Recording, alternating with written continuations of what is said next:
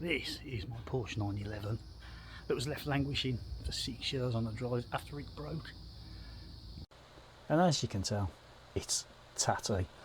And when we dropped the sump and had a look at the oil, we found something that we didn't particularly like. And here it is, broken oil scraper from the piston. If that's in the sump, then we've got cylinder damage, which I'm afraid means we've got to take the engine to bits. And stay tuned, and you're about to find out what we found.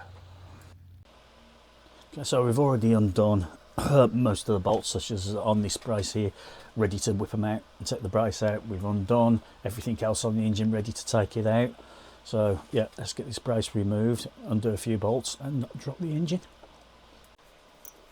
So we just loosen up the top bolts on this brace and remove the bottom bolts. The top bolts stay in place, and it just slots out from them. So then we'll probably need a lever to get them out.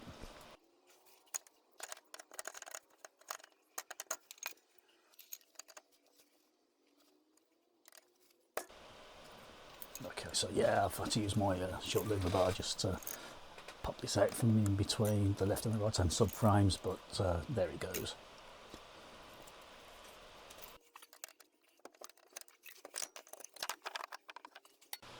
As you can see, I've got a jack and some blocks holding the gearbox up so it doesn't fall off. When I undo these gearbox bolts, one on this side and there's one on the other side, then I'll move to the engine. Well, there's an electrical connector and 2 bolts on either side. Oh, and of course there's the hydraulic ramp that needs disconnecting, but yeah. Disconnect them, undo the 2 bolts either side, and the trunk lid and spoiler just lifts out.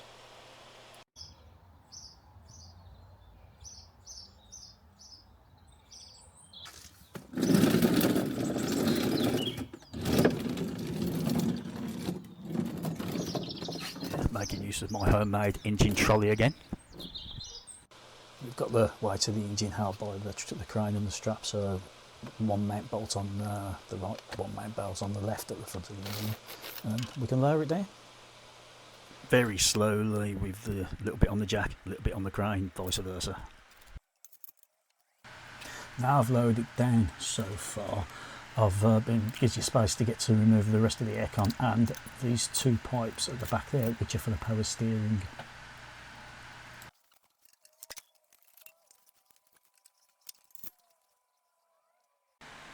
Now the engine's down, it's still too high to come out from under the car, it's on the quick jack, so you just need to remove the manifold. That's 4 bolts each side, take the alternator off, and I think we can pretty much slide it under the car then.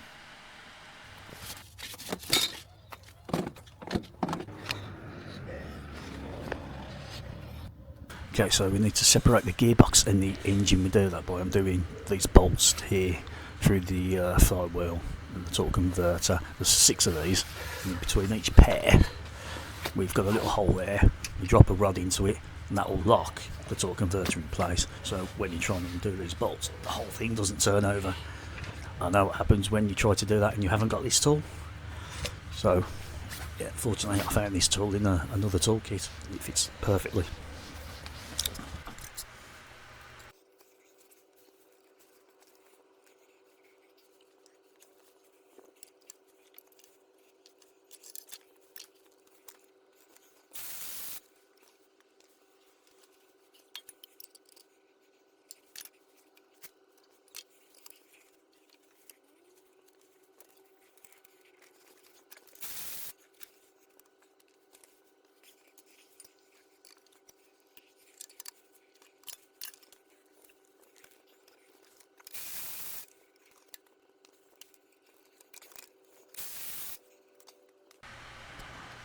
Okay, now we can separate these box. I think there's only like 6 bolts, 6 or 7 bolts.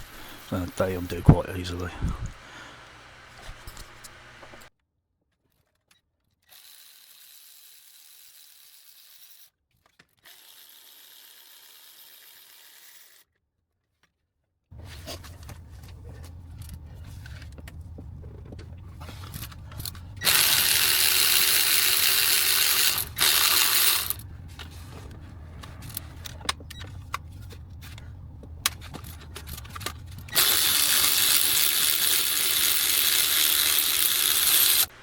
Now this last bolt here, it's not one of those. It's like a torque socket star head type thing. But unfortunately, I found this tool that fits in another toolkit again.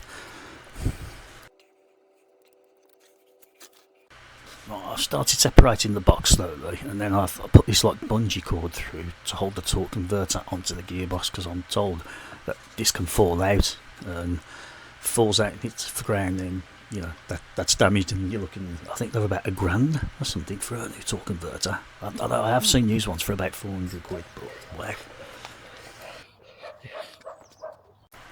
I'm gonna get the flywheel off before I mount the stand yoke thing, because like I'm not going to get to it once the yoke's on. So I think probably best to do this now.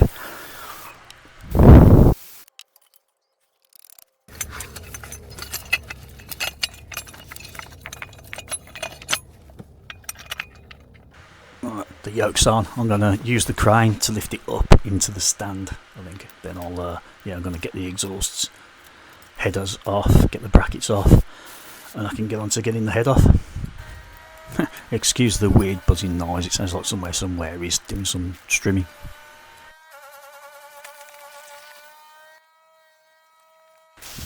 Okay, I've got about 25 bolts, it feels like, to get this cam cover off. There's a lot of them.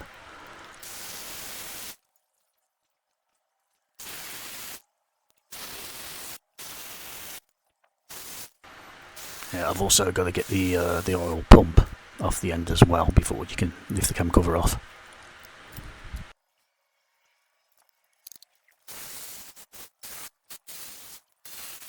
And always remember, these cam covers and the heads are a matched pair. They're basically bolted together and then bored through. Well, I've just took out the tensioner so we can release the tension on the chain, and get the, there we go, get the chains, get the end sprockets off so we can lift the cams out. I've also undone 2 caps at the end there as well. Now I'm going to lift all the hydraulic lifters out. I've numbered them so they'll go back in the exact place that they came out of.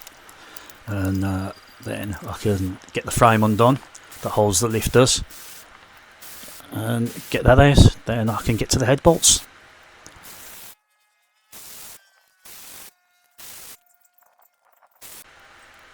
There's 12 head bolts on. Basically I'm doing these in the same way that they do up, which is in like a circular pattern. There's also 4 other bolts holding the head down as well, socket bolts these are.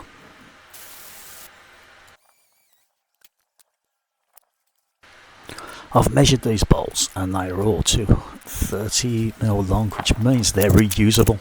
If they're 235, they're not reusable bolts, they need to be replaced, but these are the 230, so I can put these back in. Well, these first 2 cylinders, which is 2 and 3, are pretty good. They're some, you know, like marks. The car's done 99,000 miles, but yeah, they're really good, nearly smooth. However, this last one,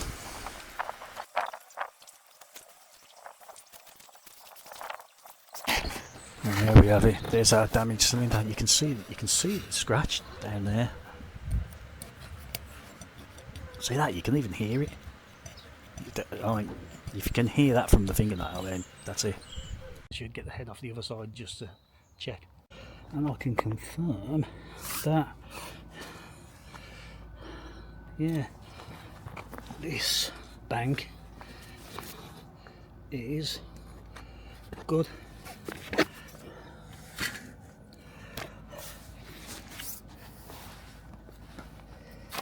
It's what they're looking this one, but for everybody's purposes,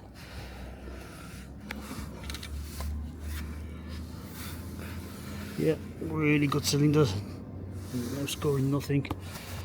So we've just got to deal with 1 cylinder. So we've just got this 1 cylinder to deal with. I think I can't see no harm in just putting the liner in that one for 1 cylinder. All the rest look pretty good. So 1 cylinder, 1 piston, 1 set of rings. Let's deal with that. So anybody got any comments, let me know down below, and on your way down there click the like and subscribe buttons, and yeah, keep tuned for the next video where I'll put it back together, hopefully.